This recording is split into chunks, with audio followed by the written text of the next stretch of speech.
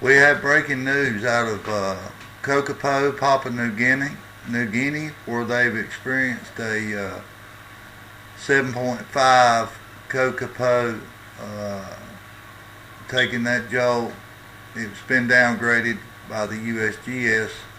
It originally shook the Richter scale at 7.6, and there's been two aftershocks, one of 5.7 magnitude and another 5.0, and there's probably still more to come.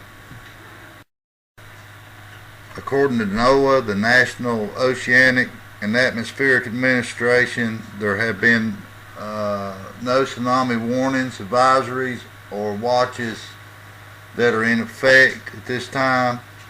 I will keep you updated on further developments, and I'd like to thank you for watching. And please keep the people in that area in your prayers. There was moderate shaking that was associated with this quake. Thank you.